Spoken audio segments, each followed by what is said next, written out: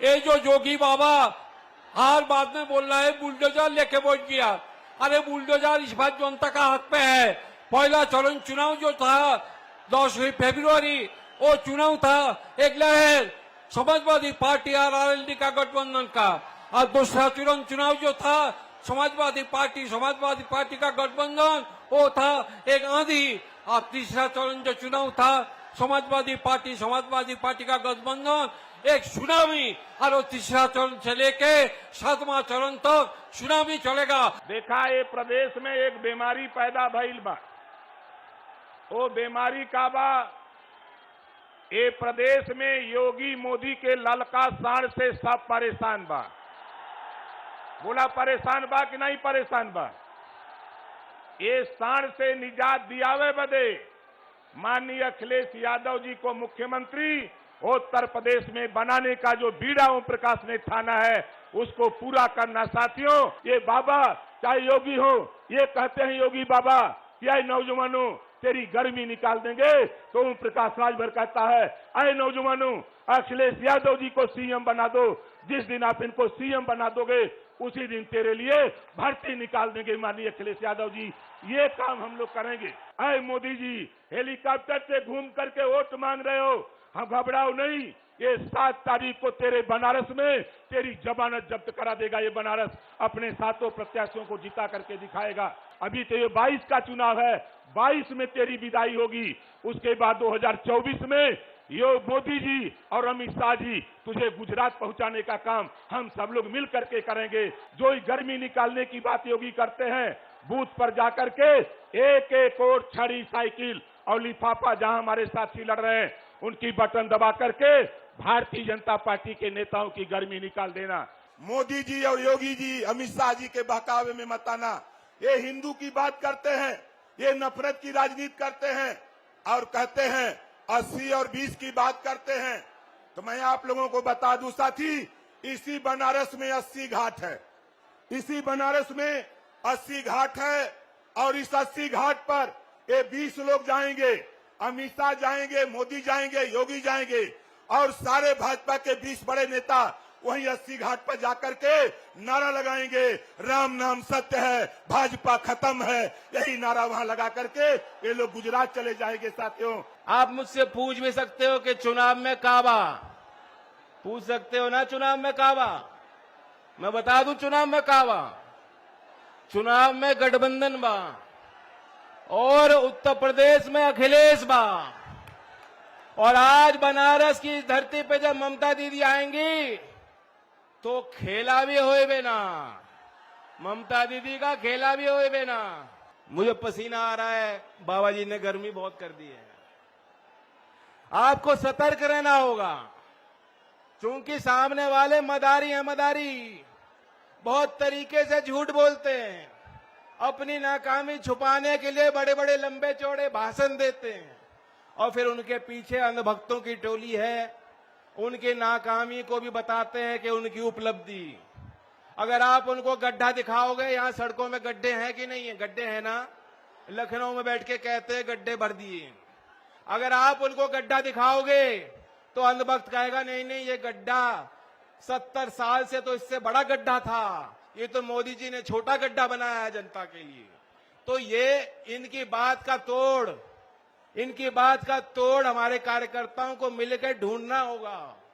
और मैं तो कहता हूं कि मोदी जी का बस चले तो एक दिन योगी जी को भी कंघा भेज देंगे।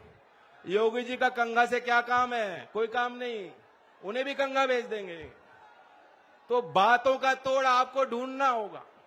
और बाकी बाबा जी की मैं क्या कहूं, बाबा जी तो मोगैम्बो वाले डायलॉग देते हैं कि बहुत गर्मी हो रही है, गर्मी निकालनी है।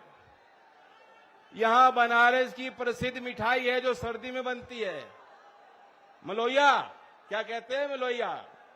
वो सर्दी के 2-3 महीने में मिलती है और वो ओट्स से बनती है, दूध होता है उसमें, पोषण होता है। और जब वो खाते हैं सर्दी में तो बदन को गर्मी मिलती है।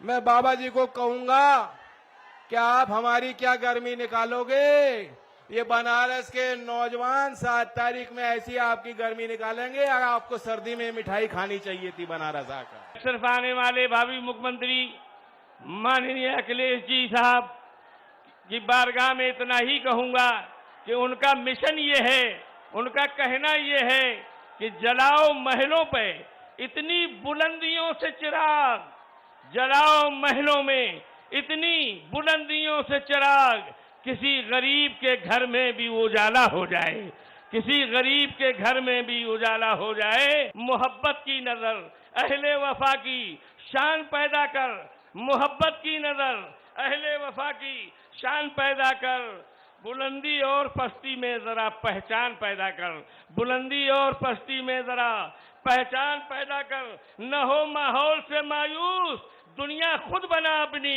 नई आंधी नई कश्ती नए तूफान पैदा कर। मजा है मरने जीने का इन्हीं खतरों के दामन में, मजा है मरने जीने का इन्हीं खतरों के दामन में। दिलों में हौसले और हौसलों में जान पैदा कर। पूरब से खदेड़ना शुरू हुआ बीजेपी, और वो आई आपका बीजेपी आज 6वां चरण और 7 तारीख को 7वां चरण है। ये भी पूरब से पूरी तरह से बीजेपी को खदेड़ने जा रहा है। आज भी जो सूचनाएं मिल रही हैं 6वें चरण से, वहां किन्हीं जिलों में तो बिल्कुल एक तरफा चुनाव हो रहा है। बीजेपी के लोगों के बस्ता लगाने के लिए कोई तैयार नहीं। यह हालत, तो ये जाने वाली सरकार है झूठे वादों में, धमकियों में और समाज को विघटित करने वाली जो बातें कही जा रही हैं, उनमें अब की जनता कोई फंसी नहीं है। कि बीजेपी का बहुत बड़ा वर्ग ऐसा है जो उत्तर प्रदेश और दिल्ली दोनों की सरकारों से नाखुश है, और जो नीचे मतदाता है वो कहेगा बहुत कमल की बात, लेकिन बटन यहां दबाएगा गठबंधन के प्रत्याशियों पक्ष में। ये मैंने घूम के 2 दिन में बनारस में देख लिया। ये होने जा रहा है, और कोई आश्चर्य नहीं होगा कि 10 तारीख को जब काउंटिंग होगी तो बनारस की ये जो हमारे प्रत्याशी बैठे हुए 8 ये बीजेपी के प्रत्याशियों को पराजित करके विजयी होंगे। जो यूपी में लाया विकास की बौछार, जो यूपी की हर बेटी का बना डाल, ये कौन है? यूपी का लाल कौन है? जिसने जात धर्म भूल के पूरे यूपी को समझा एक परिवार, जो यूपी की गद्दी में नहीं होने पर भी यूपी वालों के दिल में बसा था 5 साल। ये कौन है? यूपी का लाल कौन है?